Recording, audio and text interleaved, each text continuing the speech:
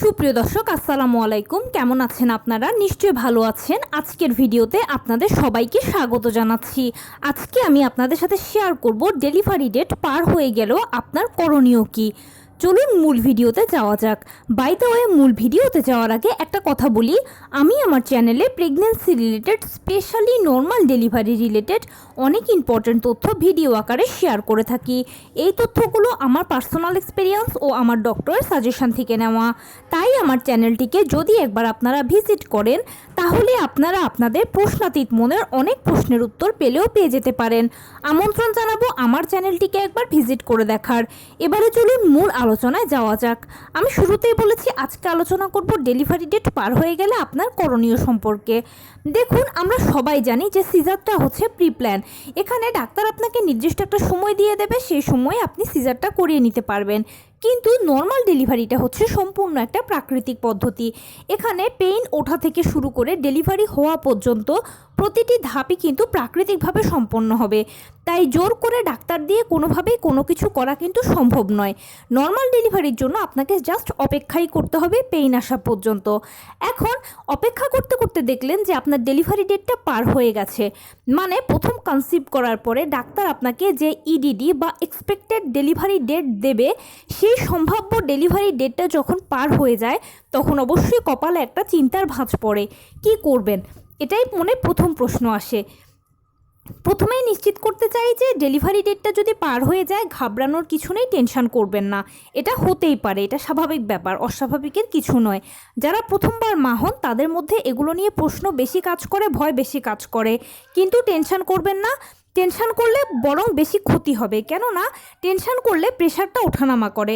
আর pressure যখন ওঠানামা করে তখন অনেক সময় দেখা যায় যে প্রেশারের এই আপ ডাউনের কারণে গর্ভের ভেতর বাচ্চা মারা যেতে পারে। এরকম অনেক হয়েছে। তাই প্লিজ টেনশন করবেন না, নিজের শরীর খারাপ করবেন না, বাচ্চার অবস্থা খারাপ করবেন না। চিন্তার কিছু নেই। টেনশন না করে প্রথমে যেটা করবেন সেটা হচ্ছে আপনি আপনার ডক্টরের সাথে আলোচনা করবেন। এখানে একটা কথা বলি, ইম্পর্ট্যান্ট কথা, সেটা হচ্ছে অনেকেই করেন কি যে ডেলিভারি পিরিয়ডে একবার এক এক ডাক্তার দেখান। এই কাজটা প্লিজ কখনোই করবেন না। প্রথম থেকে শেষ পর্যন্ত একজন ডাক্তারের আন্ডারেই থাকবেন। সেই জন্য ডাক্তার দেখানোর আগে বা ডাক্তারের কাছে যাওয়ার আগে, কনসিভ করার পরেই দেখে শুনে ভালো মতো একজন ডাক্তারের কাছে যাবেন। কোনো নাম সর্বস্ব নয়, ভালো একজন ডাক্তারের কাছে যাবেন। তাহলেই প্রথম থেকে শেষ পর্যন্ত আপনি তার আন্ডারে থাকতে পারবেন। আর ডেলিভারি ডেট পার হয়ে গেলে তখন সেক্ষেত্রে আপনি ডাক্তারের কাছে যাবেন। ডাক্তার আপনার ও বাচ্চার সব অবস্থা যদি ঠিক থাকে, তাহলে আরও পরবর্তীতে 7 দিন অপেক্ষা করতে বলবে। ওই 7 দিনের মধ্যে পেইন আসলে তো ডেলিভারি হয়ে গেল। কিন্তু যাদের এই 7 দিনের ভেতরেও পেইন আসে না, সেক্ষেত্রেও আপনি তখন আবার ডাক্তারের কাছে যাবেন। ডাক্তারের কাছে গেলে ডাক্তার আপনার ও বেবির অবস্থা যদি ভালো বোঝেন, তাহলে আরও 2-3 দিন অপেক্ষা করতে বলবেন। 2-3 দিনের মধ্যে অনেকের ডেলিভারি হয়ে যায়। এরপরেও যদি আপনার পেইন না আসে, তখন ডাক্তার সেক্ষেত্রে চিন্তা করবেন যে আপনাকে লেবার পেইন ইনডিউস করা যায় কিনা, মানে কৃত্রিমভাবে ব্যথা উঠিয়ে ডেলিভারি করানো যাবে কিনা, আপনি ও বাচ্চা কতটা সাপোর্ট করবেন।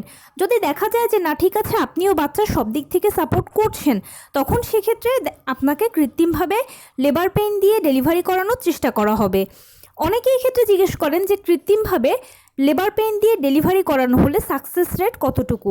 দেখুন, সাকসেস রেটটা ডিপেন্ড করছে আপনি ও আপনার বাচ্চা কতটা সাপোর্ট করতে পারছেন সেটার ওপরে।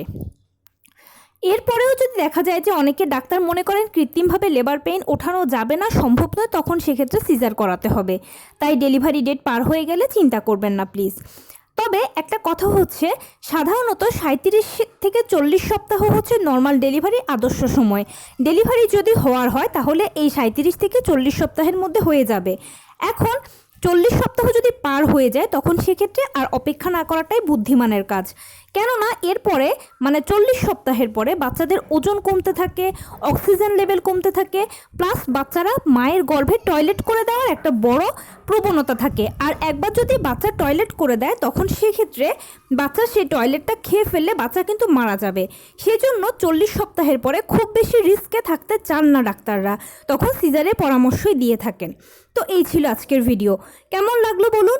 যদি ভালো লেগে থাকে ও হেল্পফুল হয়ে থাকে, তাহলে প্লিজ লাইক, কমেন্ট, শেয়ার করতে একদম ভুলবেন না। আর সেই সাথে আমার চ্যানেলটিকে সাবস্ক্রাইব করার বিনীত অনুরোধ করলাম।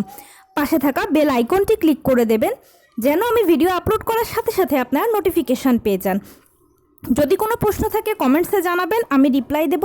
প্লাস যদি কোনো পরামর্শ থাকে যে কোন বিষয়ের উপরে ভিডিও বানালে আপনারা উপকৃত হবেন সেটাও জানাবেন। আমি আপনাদের পছন্দে সর্বোচ্চ প্রায়োরিটি দেব।